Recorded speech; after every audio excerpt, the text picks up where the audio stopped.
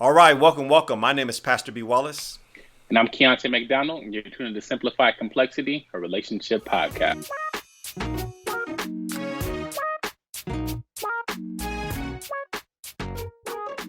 That's right. So we want to welcome you to another day, another podcast, no matter where you're at, no matter what you're doing. Right now, hit that subscribe button, hit that like button. We're always grateful that you could join us and that you could be here with us.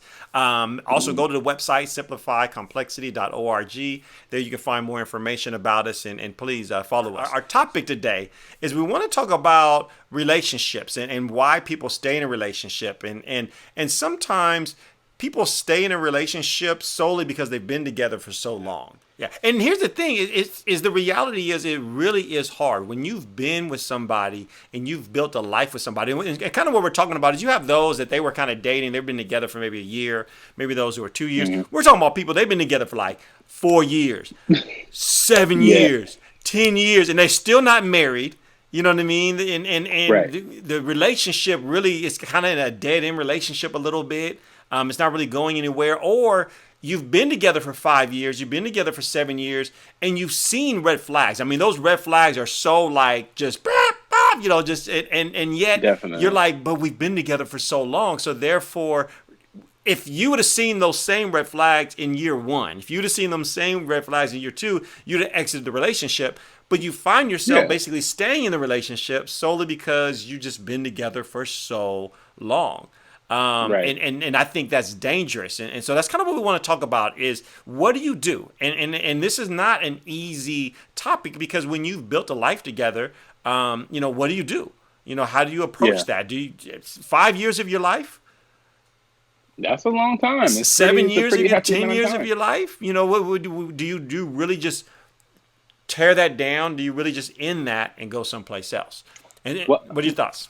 I'm about to say, well, for me, man, I just think that you just really have to, take an honest look at your relationship. I think oftentimes when people stay in relationships like that for so long, they kind of give themselves an excuse why they stay in that relationship. And the excuse, there's a range of excuses.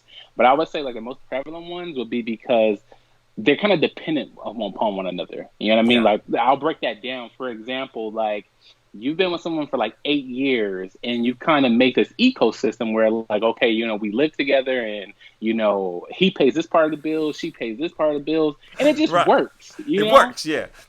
Yeah. So now you kind of almost have like that fear, like, man, if I break off from this, how am I going to survive? Or, like, how are things going to flow naturally or normally for me? Because this is all I've done, and it just works. It just works this way. So people will rather just sacrifice and be, not necessarily. I would say sometimes, most of the time, people will sacrifice and be in a like unhappy relationship for so long just because they have that benefit of having that ecosystem already around them, if that makes sense. It makes total sense. And that's where we want to encourage people that though it might make sense, it's not a good idea. It's not something, those aren't reasons why you want to stay in a relationship. Those aren't reasons why you stay with people. My thinking is this, it kind of goes back to what's the whole point of dating? What's the whole point of courting? It's to find that life partner. You want that relationship to go someplace. And if you're in that relationship and you're beginning to feel like, well, like, okay, where is this going? I'm not sure if I should still be with this person. Then it's never too late.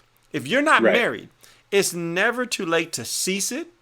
It's never too late to pull back and to reevaluate. And I really want to kind of emphasize that whole idea is reevaluate, because I don't think we do that enough as we build something with somebody and really kind of reevaluate, okay, where's this going? What are the priorities? How does this look as a lifelong thing? Because one of the challenging things of what people do is they're in this dead end relationship for so long. They're in this thing and begin because they didn't want to break it off at year 5, even though they know that they probably should have broken off at year 5. Now you're in year 10 and it didn't get any better. You know what I mean? You're basically wasting years of your life investing into this thing that it's already gone bankrupt. Exactly. And that's the dangerous part, because you already know the outcome of it, Yeah. but you're continuing to stay there. And, we have that mentality with so many things, not even just relationships. Some of us have that mentality with like jobs. We'll Yep. stay at a job we know we can't promote in, you know what I mean? And just like, oh, well, the money is okay here, so I'll just stay here. And we apply that same type of thinking to our relationships. But just like you said, you're wasting that time. You're killing that time of staying in an outcome that's going to be disastrous when you can spend that 5 years. If you'd have broke it up at five, broke it up at 5 year, you could have spent the next 5 years actually finding the person that you're going to spend the rest of your life with, that you're going to be happy with, that you're going to be fulfilled with, and living out your full purpose. Well, and Instead let of me just add to staying in that a because predicament. what comes to my mind is the word toxic. Is Mm-hmm. we That's a good one. allow fear to keep us in a toxic situation. Fear Yeah. of the unknown. Fear of, like you said, well, how am I now? Where am I going to live? Fear of where am I going to go? Fear of will I find somebody different? Fear, look, I'm this age. I'm 40 now. I'm 50 now. And so we allow fear to keep us in a toxic situation when we Mm-hmm. should not be fearful. That we don't. The only thing we need to fear is God. And so I think one of the first encouragement, one of the first challenges is really just telling people is don't allow fear to dictate your life. And you don't That's want to good. stay in a toxic situation when you know at year 5, well, I'm just going to stay in it and I'm going to hope it changes. And now it's year 10, now it's year 15. And here it is now, you wasted so much of your time. And here's another word I keep thinking of, a money pit. Mm. That's And right. That's so I right. had to That's right. find a word. I had to find a word because I know we all know the idea of a money pit where you're just putting money into a house and it's just eating it away. And so you Yeah. should not have bought that house. You need to go ahead and sell that house. You need to go ahead and get out of it. You have a lemon when it comes to a car, right? And so here's the thing. Mm. There's some relationships. There's some people. That guy you're with, he's a total lemon. That girl you with, she's a total lemon, and you just keep Yeah. putting money into it. You keep investing, and every year that you put another investment in is another year that's been wasted that you could have put it someplace else, and you've been unhappy. And again, you're dating, you're courting, you're not married, and so it's never too late to step back and to reevaluate. You gonna say something, man? Right. I was gonna say, man, like people really need to understand really too the aspect of like the danger of it. Another example, you wouldn't necessarily. Let's take lemon example. You get a car, right? Oh man, my brakes are going out. Oh man, my transmission is leaking. Man, I don't have no front windshield in this window. Eventually, if you keep driving that car, something's bad is Yep. going to happen. You're going to get into an accident. You know what I mean? But like I said, most of us, we just kind of just bypass and like, oh, well, it turns on every time I get in it, so it should be fine. No, it's not fine. These are the red flags you need to be looking for. You know what I mean? You don't have to get into a car accident to say, ooh, I should have got out of that a long time ago. You know, Right. you know what I And mean? here's the crazy part is sometimes we actually do get into an accident. Sometimes but yet we still stay into it.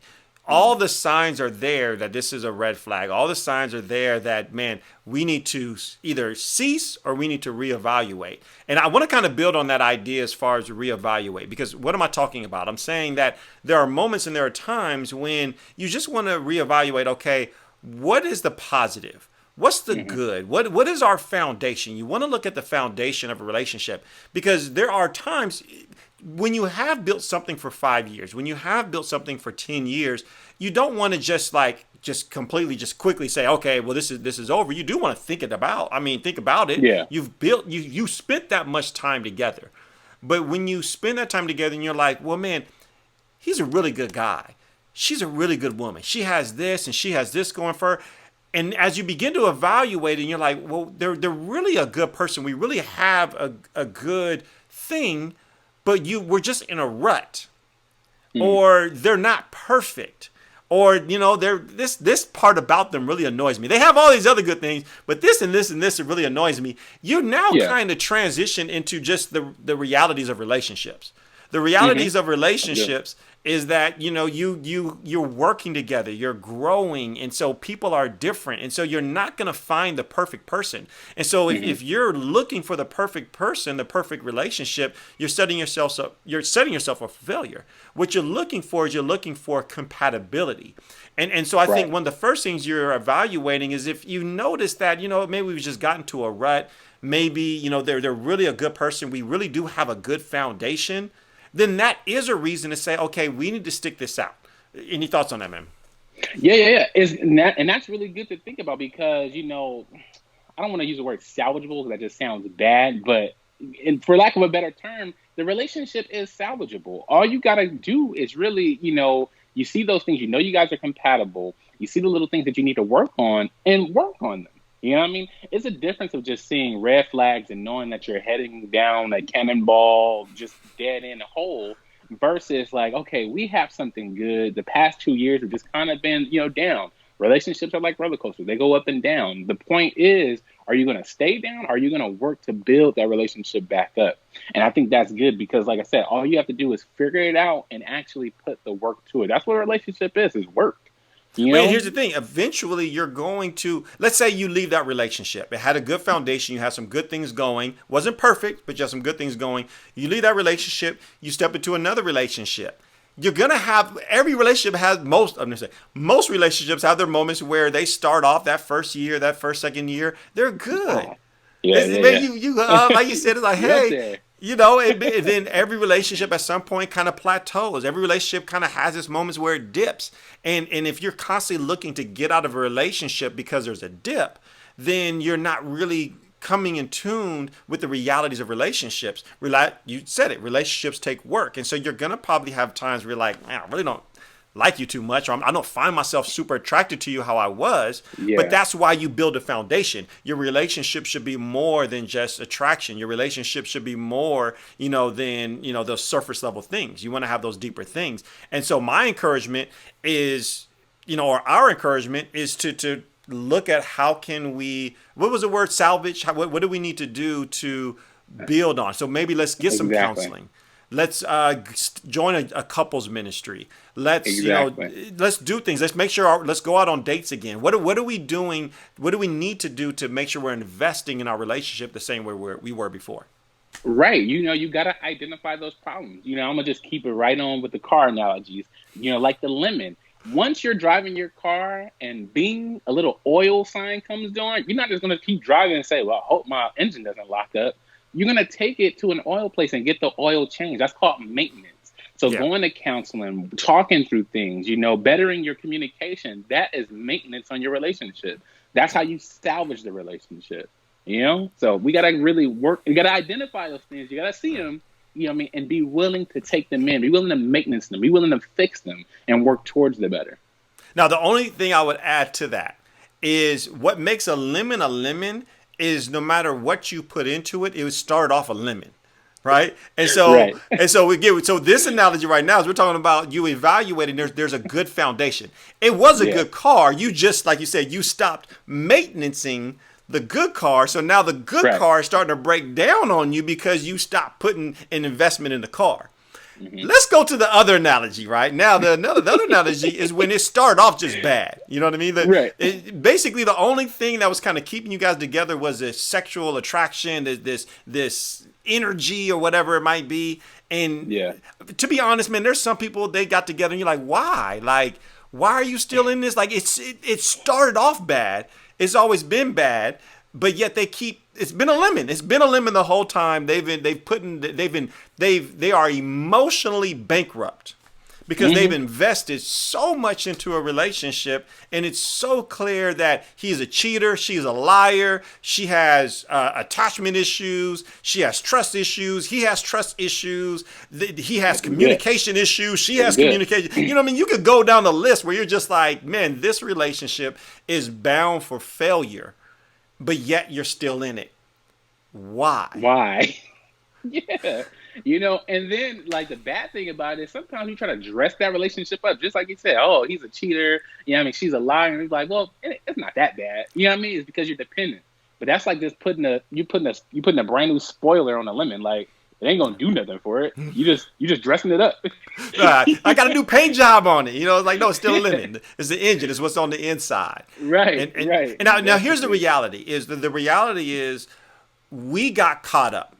One of the mistakes we make by getting attached to a lemon is because we got emotionally invested into a relationship long Yeah. before we should have. We built our Yeah. relationships the wrong way. And I spent a lot of time talking about this in my book. And it's called Chasing Happily Ever After. I want to encourage you, go to Amazon. It's available on Amazon, Chasing Happily Ever After. But I spent a lot of time as far as, building our relationships. And as we do build them, how do we avoid getting emotionally attached too quickly? Because I still need to evaluate. We mention it all the time. When you meet somebody, you're meeting their representative.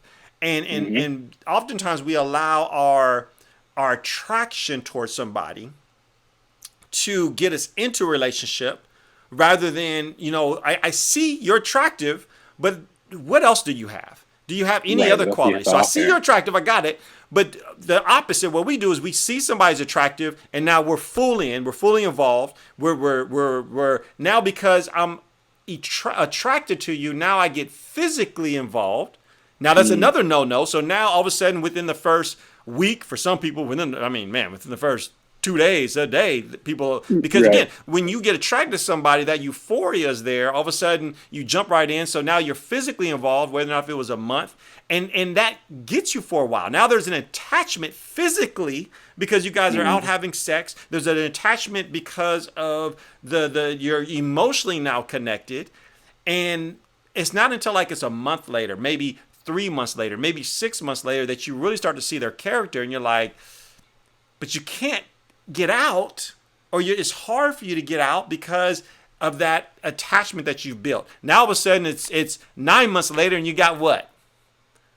A little baby on the The way. little baby. Now it's even harder. Now we got a baby. Man, Right. he's been a lemon. She's been a lemon, but now all of a sudden you got, baby one, and then all of a sudden he left, she left, and now you back together, and you got baby two, and you live together, and now you've created this monster, and you're like, how do I leave it? And It's that, tough. and that It's tough. And that's, like I said, and we kind of just set ourselves up on that roll, and it's like it's almost like quicksand. You know what I mean? Like we jump in, and it's like, hey, throw me a rope or something. Then the longer you stay in there, you're just like, oh, I can't move. I can't move. How do I get out of this? And you're just stuck. yeah. But you don't have to be that way. You don't have to be that way. And we don't. And I think that's the thing is you have options. If you're listening to this and you feel like you're in a dead-end relationship, if you're listening to this and you're like, man, how did I get into this situation? Now all of a sudden I have two babies. I have, and I get it. Your heart is saying, I want to make it work. I want to make it work. But you have to realize when it's not going to work. You're not married. They've shown every sign that they are not the one. They've shown every sign that they lack the ability to be a lifetime partner. The longer you're with them, the more you're in this toxic situation, and God doesn't want you in a toxic situation. I would say we pretty much hit like every point as far as like the dating or whatnot. You just have to realize that, you can't sacrifice you being happy just because you've put a lot of time into something. Because I think we all get sentimental. You know what I mean? Like when we have our first cars that we buy for, oh, this is my first car. Now that's a sentimental attachment to it. Some of us have that lustful attraction, and that sexual attraction. Yeah. But we have to realize, okay, I can't sacrifice my happiness just because I put 8 years here. You know what I mean? You have to find a point where it might be time for me to move on in order for me to grow. In order for me to get that promotion, in order for me to get that job position that I want, I'm gonna have to leave this job. In order for me to grow, in order for me to blossom. Now, I want to build on that because I want to end with marriage. And the thing that makes marriage different, and so as we talk about this, and as we mention these things, there's going to be moments when you're possibly in marriage that you're not happy. There's going to be possibly moments where you just feel like, I just want to get out. And it can be really, really hard, but we have to understand that when we get married, we've made a commitment. We've signed a contract. And so that's why I wanted to separate the two, because you're going to be, I have no doubts, as you are in marriage right now, you just feel like you're in a toxic situation. And the thing is that don't let divorce be your solution to solve that toxicity. And I get it. You're like, well, wait a minute. You were just saying, get out. But that was a different situation. It wasn't marriage. That's why we need to understand that when we get married, the commitment that we are making. That's why marriage is not something we should take lightly. That's why we want to go through the Right. process of data collecting, the things I mentioned in my book. That's why we want to go through the process of having community around. So that way, when we make that choice, we're making the best possible choice. And again, no one's perfect. And so I believe that your marriage is salvageable, even though it can be a really challenging situation, even though he might be that toxic person. But that's where trust in God really has to be there. And I'm going to add something to that, but I want you to jump on that, man. That's a good point. You know, like just the differences between marriage and dating. Just like you said, there's that commitment. And just like with relationships, you know that there's going to be a roller coaster effect. You're going to be on a high. You're going to have lows.